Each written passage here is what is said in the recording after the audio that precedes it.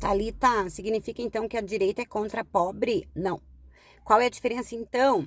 A diferença é que a direita entende que a economia, estando bem, as pessoas viverão bem. É um resultado. Então, eu foco na economia, né? E a esquerda entende que não basta a economia estar bem, isso não se converte, não resulta automaticamente em qualidade de vida para todos, né? Então, vamos destrinchar ali. Então, a direita, né, pensa que quando surge o Estado, né, o Estado é pequenininho, o Estado surge depois da derrubada dos reis, né, a defesa das liberdades individuais. Então, a economia sozinha, o modo de sobrevivência sozinho, né, dentro do sistema capitalista, com as trocas, compra e venda, o Adam Smith, né, a mão invisível da economia pela lei da oferta e da procura. Quanto mais tem procura, daí baixa o preço.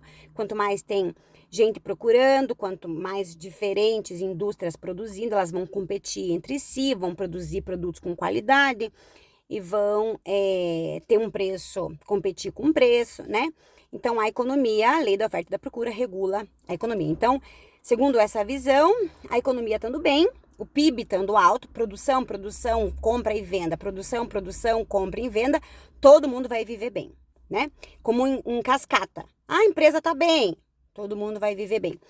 Lá, quando surge já, o próprio sistema capitalista se consolida, né?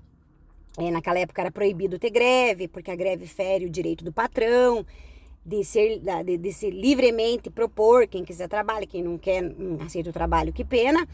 Surgem as críticas a esse modelo. E as críticas vão dizer, olha, nem sempre uma empresa que está bombando, uma indústria que está bombando, vendendo muito, produzindo bastante, vendendo muito carro, exportando, significa que todos os trabalhadores dessa cadeia produtiva vão ganhar bem. Essas são as críticas, né? Então, olha, a indústria pode estar bem, mas o trabalhador não está recebendo por aquele que ele produz, né? Então, são modelos diferentes de promover o desenvolvimento, tá? Não tá pensando só na vida das pessoas. A gente tá pensando numa visão diferente sobre como o Estado, como que o país vai ficar bem. Então, a direita vai entender por essa lógica que vamos focar na economia ficar sólida. Ela sozinha vai conseguir garantir que todo mundo fique bem, né? E a interferência do Estado pode até atrapalhar o processo, né? Não precisa dessa interferência do Estado. Não é que a gente não gosta de pobre, diria a direita, né? É que a economia estando bem, fica tudo certo. E a esquerda vai dizer, não é bem assim. Quem não come, não consegue trabalhar. Quem não tem dinheiro nem para comer, não tem dinheiro para ter saúde. Quem não tem saúde, não estuda direito. Quem não estuda direito, não trabalha direito. Quem não trabalha direito, não consome. Se não consome, não movimenta a economia, entende? Então, essa é a diferença. Diferença numa visão de desenvolvimento. Então, na teoria, a direita, é só você pensar, a pergunta que a gente tem que fazer é, empresas, você conhece alguém que trabalha numa empresa top? Né? O cara trabalha na Audi, né? Vive bem, né? Todos os trabalhadores da Audi vivem bem. Essa reflexão, né? Os países que têm, Estados Unidos, né? Então, nos Estados Unidos, que tem a economia aquecida, bombando a indústria e etc, né? O país da oportunidade, entre aspas, todo mundo vive bem? Essa é a pergunta. E a resposta, a história, né? A teoria diz uma coisa. A teoria tanto do liberalismo econômico, lembrando que o Estado social também defende as liberdades individuais, né? Então, a esquerda, dentro do Estado moderno social, né? É uma esquerda conciliatória, ou seja, dentro do próprio sistema capitalista, né, defende as liberdades individuais, mas prevê as garantias sociais que vão fazer com que o Estado, o país, né, cresça de maneira substancial, né, sustentável no sentido de que se sustenta a longo prazo, né. Então, a teoria diz isso. E a prática, gente, quem tiver literatura aí com dados estatísticos para me mostrar que lugares onde a economia é liberal, que não tem interferência do Estado, as pessoas vivem bem, pode me mandar. Porque na ciência política e na análise de dados estatísticos, o que a gente vê na prática? que é principalmente no caso da América Latina, né? Para quem tiver interesse em aprofundar, posso gravar um vídeo que é a teoria da dependência. Para quem não conhece, tem a Comissão Econômica para a América Latina, que é a CEPAL. A CEPAL foi criada lá, lembra lá da ONU? Lá no pós-guerra, e daí tem uma comissão na década de 70, 80, que vai ver a questão da América Latina. Poxa vida, por que a América Latina, o que a gente pode fazer para que a América Latina se desenvolva? E isso também com o próprio medo do próprio comunismo, lá da Guerra Fria, né? Então a ideia a gente precisa que esses países desenvolvam um sistema capitalista plenamente para que haja trocas comerciais, etc, né? Então, nessa lógica, não estou pensando, eu tenho o consenso de Washington, que me embaralhei agora aqui, na verdade eu queria falar da CEPAL. Então, a CEPAL, Comissão Econômica para a América Latina, tem pensadores que estão pensando a lógica da América Latina, né? E esses pensadores estão estudando casos da América Latina na relação com outros países. Como assim? É diferente você pensar, você vê quando a Europa cresceu sem ter que competir com ninguém. É diferente da América Latina crescer tendo que competir com economias sólidas, né? Mas para resumir, a América Latina, quando a gente, a partir da indução das políticas públicas promovidas agora sim pelo consenso de Washington, que é um grupo de pessoas que se reuniu para pensar, para vir aqui na América Latina e dizer como que a gente devia funcionar. Então esses caras sentaram lá em Washington e depois vieram para cá dizendo: vocês têm que ser liberal, temos que abrir a economia de vocês. Então a América Latina se abriu toda.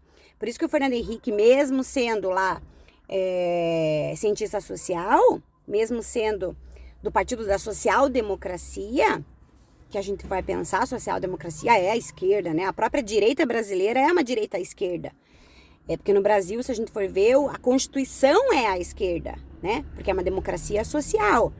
Só que tem políticos e propostas mais ou menos à direita ou à esquerda. Abrir mais a economia, abrir menos a economia. Proteger indústrias nacionais, proteger o mercado interno diante do mercado externo. São políticas públicas. Então, nessa época, que a América Latina toda aderiu a políticas neoliberais, nesse caso, né, um novo liberalismo, a partir do consenso de Washington, a gente teve um aumento da pobreza, né?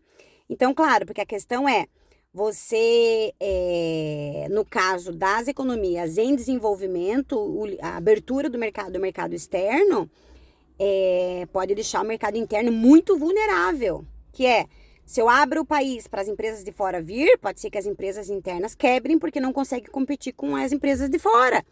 Então, por isso que daí a esquerda, nos países em desenvolvimento, principalmente, lutam pelo investimento em ciência, em tecnologia, a proteção do mercado interno, proteção das empresas, para que elas possam subsistir, crescer e competir com o mercado externo. Enfim, posso gravar um outro vídeo sobre a teoria da dependência, mas tudo para dizer que experiências práticas, empíricas, de um liberalismo, de uma liberdade plena, né? Laissez-faire, né? O Estado não interfere em nada, a gente vê que o grande engole o pequeno e o empresário fica com o dinheiro quanto mais ele puder, né? Exceto nos países que a gente vê da democracia social, que a burguesia, os próprios grandes empresários já entenderam que não vale a pena uma concentração de renda. A concentração de renda não vale a pena, porque se eu, patrão, sou dona de uma loja de shopping, o meu funcionário ganha pouco, e todos os funcionários da loja do shopping ganham pouco, não vai circular, não vai ter compra e venda, porque o trabalhador que ganha pouco não consome. Então, a própria burguesia inteligente, né? O empresário local, claro, né? Inteligente, quer que o trabalhador ganhe bem para poder ser consumidor, né? Então, uma democracia social, né? Pensar bons salários, qualidade de vida, qualidade de saúde, qualidade de educação, qualidade de acesso à ciência e tecnologia. Isso tudo faz com que, nesses países de democracia social, tem pouca diferença de salário entre quem ganha bastante e quem ganha pouco. Por quê? A desigualdade social não vale a pena, né? Porque daí não circula mercadoria. E a gente precisa de pessoas que tenham qualidade de vida, porque essas pessoas vão viver bem. E vai ser uma sociedade mais tranquila, né? Então, as experiências históricas e estatísticas provam que a democracia social vale mais a pena na prática, porque a gente consegue um desenvolvimento a longo prazo, né? Porque pensa, não precisa ser muito cientista para pensar, para concluir que trabalhadores do país todo, ganhando pouco, trabalhando muito, vão ficar doentes, não conseguem estudar, não conseguem criar, não conseguem inovar, né? Que a empresa, tendo que competir com mercadoria de fora, as empresas nacionais vão falir e que daí o país pode ser que vire uma grande fábrica. Nesse caso, os empresários, se for um empresário de fora do país, ele não tá nem aí que a gente não consuma, contanto que a gente produza o produto que vá para fora ou contanto que ele extraia o produto daqui e vá para fora, né? Então, retomando, 11 minutos de vídeo bem longo. Direita entende que a economia se regula sozinha a partir da lei da oferta e da procura. E que a empresa estando bem, todo mundo vai viver bem, todo mundo vai trabalhar e poder pagar o seu plano de saúde, trabalhar e poder pagar a sua escola, trabalhar e poder pagar a tua qualidade de vida. A esquerda vai dizer, não, as empresas sozinhas, estando bem, a economia estando bem, não vai regular o resto. Precisa de algum tipo de regulação do Estado, precisa do Estado promovendo o desenvolvimento. O Estado é promotor de desenvolvimento, não é a economia que promove o desenvolvimento sozinha, porque a educação gratuita faz com que a gente tenha trabalhadores capacitados, a saúde pública faz com que a gente tenha trabalhadores fortes, né? Valorização da empresa nacional faz com que a gente tenha empresas sólidas que conseguem se desenvolver. Valorização da ciência nacional, faculdades públicas faz com que a gente tenha uma ciência que consiga produzir sem interesse econômico, né? Tipo vacina, né? E sem interesse mercadológico, né? Não que o interesse mercadológico é ruim, mas o Estado é o único que consegue, por exemplo, pagar professores doutores e pagar o preço por isso. Porque as faculdades, por exemplo, eu trabalhei numa faculdade que, num processo seletivo, não queria mestre. Por quê? Porque mestre é mais caro. A federal não. A federal, ela entra na federal, quanto mais título você tiver, mais chance você tem de entrar. Nas particulares é complicado, porque daí eles querem fazer um custo mais baixo de mensalidade, e daí eles pagam um mínimo para um profissional, né, para não onerar. Então, você não pode ter só doutor na faculdade. Na federal, você pode ter só pós-doutor. Enfim, então são visões diferentes sobre a mesma coisa. E eu falo como cientista social, como mestre em gestão urbana, como analista de dados estatísticos e comparativos ao longo prazo de que uma democracia social, basta você ver os países, né, que tem democracia social, ela promove uma qualidade, permite com que a qualidade de vida da população seja melhor e a longo prazo, né? E as democracias mais liberais promovem a pobreza, promovem a desigualdade. Basta você pensar e pesquisar se existe mesmo mobilidade social, porque o sistema capitalista essa é a grande façanha do sistema, né? Eu nasci pobre e posso crescer. Mas a questão é, em quais países que eu tenho mobilidade social? Que eu posso nascer pobre e ficar milionário, né?